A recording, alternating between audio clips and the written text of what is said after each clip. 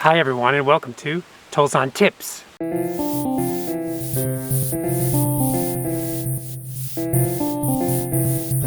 Tozan Tips.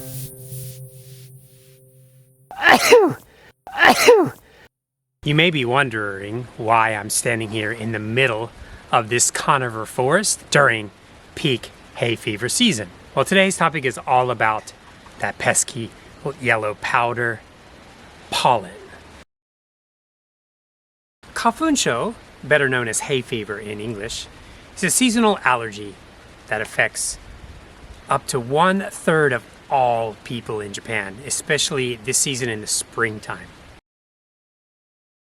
There are two main types of spring pollen. The first one is sugi, which a lot of people translate into Japanese cedar.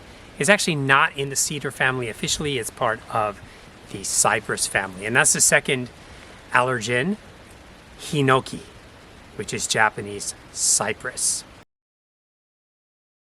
So the first pollen to appear is the sugi. That generally starts between early to mid-February and peaks in the middle of March and usually finishes by the end of March. The second allergen, hinoki, usually starts around mid-March and finishes around late April. So generally between Valentine's Day and Golden Week, people like me who suffer from seasonal allergies will be suffering for that whole time. And then during Golden Week and after, you're usually in the clear, especially if you live in Tokyo or Kansai. The worst time is actually when both of these pollens overlap in the middle to late March, when you get both hit by the sugi and the hinoki. When I first came to Japan, I had no sugi or hinoki allergies. They developed over time as I spent more time hiking in the mountains. And now my allergies are unbearable. Some people have trouble with their eyes, red, itchy eyes.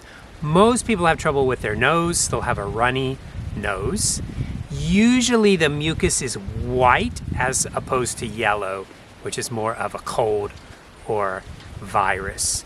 So if you have white discharge coming from your nose, you'll know that it's hay fever. Some people have sore throat or an itchy throat. Some people have a cough and other discomfort. Also, you'll feel tired because your immune system is trying to fight against this usually harmless substance. But for some people, when it gets in your body thinks that this pollen is harmful for your body, so it starts attacking it and releasing histamines.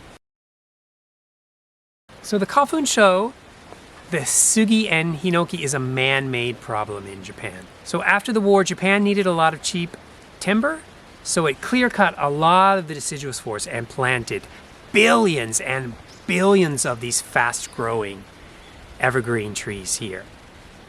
The idea was to grow them quickly so they can cut them and use them for timber. But after the war, imported timber became cheaper, and then Japan kind of shifted to using almost exclusively concrete. So you're left with all these forests that have never been cut down. Now the Japanese government realizes that there's a problem with cedar. The idea is to cut these trees down and replace them with sugi that release less pollen. I think a much better solution would be to cut down these trees and replant the deciduous forests.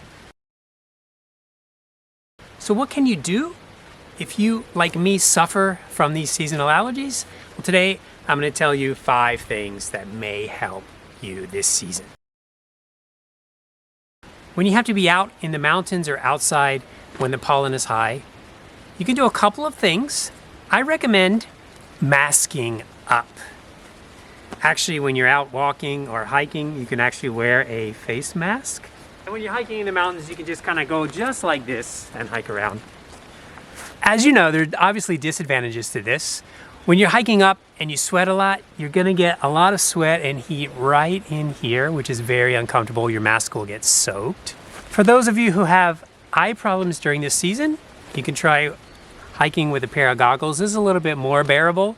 Basically, you can hike up without a mask, but just protect your eyes only. If you try to wear a mask and goggles at the same time, you're gonna end up with a foggy goggles.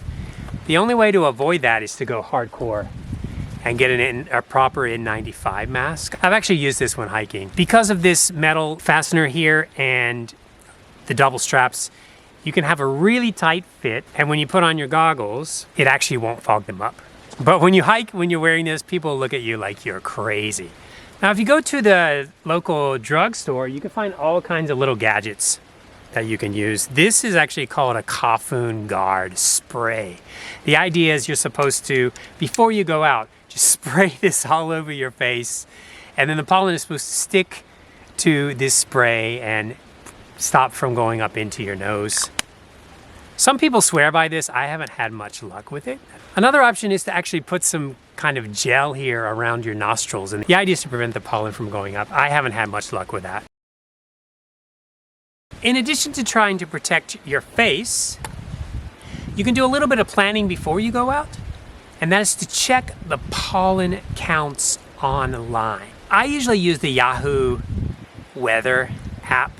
The Yahoo weather app will tell you the days in which the pollen is bad. So there's typically 4 different levels, starting with Sukunai, Yayaoi, Oi, and Hijoni Oi. When the pollen is Hijoni Oi, that's when it's at its worst. You really need to avoid going outside if you can. So when you go out, check the pollen counts. If it's Yayaoi or Sukunai, you're pretty much good to go. 2 types of medication, natural and pharmaceutical. For natural medicine, you can try drinking Rooibos tea. Rooibos is a South African red bush tea. It's been shown to have an antihistamine effects. So you can drink it every morning during this season. You can also bring it on a hike with you. Rooibos is a very brown, kind of dark tea. The other tea that you can try is called tencha. This is a Chinese tea. Has the same kind of antihistamine effects as the Rooibos. If the tea doesn't work, you've got to go to the big guns. And these are antihistamines. There's 2 types of antihistamines that you can get. Most people go for loratadine, which is better known as Claritin. These pills will generally have a slow release, and they usually last for 24 hours. So you can take just 1 pill in the morning and it will protect you for the whole day. The second antihistamine that's commonly available in Japan is fexofenadine, and that's commonly known as the brand name Allegra. That's usually the one that I use because when I take Claritin, it makes me feel like a zombie. I prefer the Allegra because it only lasts about 6 hours. So I can take one in the morning when my allergy symptoms are the worst, and usually after lunch, my symptoms are a little bit better. That'll get me through the morning at least. Generally, when you take antihistamines, they can make you feel tired, so it's hard for me to actually hike while I'm taking antihistamines. If you go to the doctor in Japan, they'll give you a prescription for whatever medicine that you would like to take. Also, a lot of Japanese doctors will tell you to take the antihistamine every single day for like 3 months. I generally try to avoid this because I take enough other medication on my own, and I just take the antihistamines on really bad days when I'm really suffering. These medicines used to be prescription only, but now if you go to any pharmacy, you can find them over the counter, but they are quite expensive to buy at the regular drugstore without a prescription. Avoid cedar pollen if you can. How can you do that? Well, I'm in a cedar forest right now, so you can try hiking in deciduous forests that don't have any cedar trees at all. The problem with that, though, is you can't really fully escape the pollen because this pollen can travel in the air hundreds of kilometers. So even if you're hiking in a beautiful deciduous forest of oak and beech, you can still get hit by the pollen through the air. So try to go hiking on days when the winds are very calm. In the springtime in Japan, the winds are usually really strong, the weather is unpredictable, so it's really hard to avoid pollen. There is one more solution though in Japan. The best way to avoid the pollen, go to Okinawa, where there's absolutely no cedar pollen, especially Ishigaki Island, or Iriomote Island, or down in the Yamashoto. That'll be your best bet. You can also go to Hokkaido. In the southern part of Hokkaido near Hakodate, there are cedar plantations. So you need to go to eastern Hokkaido or northern Hokkaido, and you'll feel a little bit better. But it is cold up there. So if you don't like cold weather, go down to Okinawa for a few weeks and give your immune system a break. So all these tips I've talked about today have only been about treating the symptoms to the problems. So my final tip today is to actually seek treatment for the root of the problem. Try to solve your sugi and hinoki allergies by immunotherapy. So in Japan, sublingual immunotherapy, which is a daily dosage of cedar pollen placed under the tongue, is a relatively new kind of immunotherapy concept. But in Japan, a lot of clinics have started using this sublingual immunotherapy. I recommend going to the jibika, or the ear, nose, and throat doctor, and asking your local one if they do this. There is a caveat though. Research has shown that it doesn't work at all for about 20 to 30% of the population. So there's a third of Japan that suffers, and then there's gonna be about a quarter of you who, even though you undergo this daily immunotherapy for years, it will not actually help. Recently, scientists have found out that there's a gene that people have. If you have this gene variant, then you more likely that this immunotherapy will not work for you. Also, some doctors will refuse you immunotherapy if you have really, really bad cedar allergies plus asthma.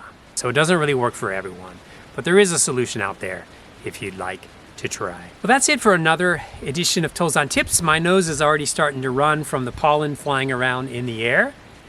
So I'm gonna get out of here and escape and go take one of these antihistamines. So when you're hiking in the mountains in the springtime in Japan, please keep these tips in mind, especially on high pollen days.